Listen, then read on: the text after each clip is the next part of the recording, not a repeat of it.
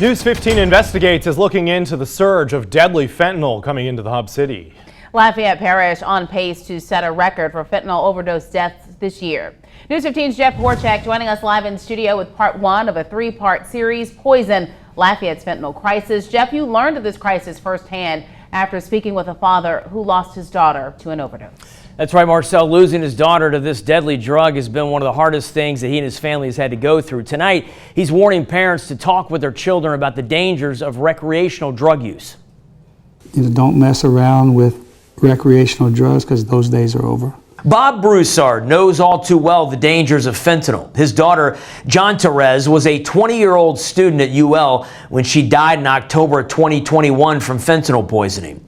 She was in downtown Lafayette with friends and purchased what she thought was cocaine, but ended up being heroin mixed with a deadly dose of fentanyl. It's actually been put in these not to give people, but to kill them. It's an absolute 100% intention to kill people in this country by lacing the fentanyl into this. Assistant District Attorney Lance Beal was the lead prosecutor in the murder trial of John Therese Broussard.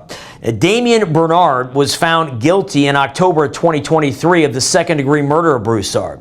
And the jury found that Bernard sold the fentanyl to Broussard, which caused her death, and was given a life sentence in prison. From the murder aspect of it, is the drug user paid the ultimate price with her life, and the law, Louisiana law, allows for the person who distributed that to get a life sentence.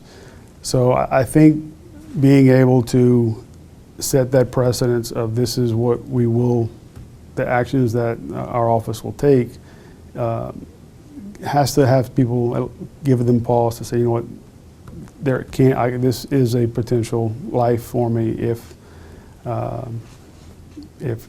they're found to have distributed the fentanyl and it caused the death. From the legal side, Beal says the Broussard case is not normal. All the evidence fell in place to get a conviction.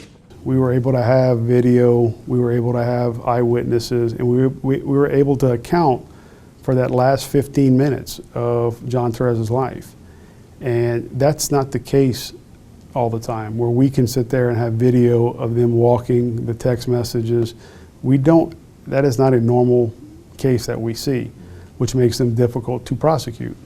Former Louisiana State Representative John Stefanski worked with Broussard on writing House Bill 586 and HCR 126, which enacted Jaja's law to establish a civil action for damages against foreign states or entities engaging in fentanyl trafficking, causing injury or death in Louisiana. He breaks down how deadly fentanyl gets to the state. China makes the precursors. So China actually makes everything that you need to make fentanyl. They send the precursors over to Mexico, the cartels mix it up, and then the cartels send it into the United States. And that's how it makes its way here to Louisiana. And so until the feds get a step up and really start enforcing some regulations on China for producing these precursors and Mexico for allowing it to be made and brought into our country, you're not going to see, really this epidemic stop. Broussard pulls no punches on who he blames for his daughter's death. My daughter was murdered.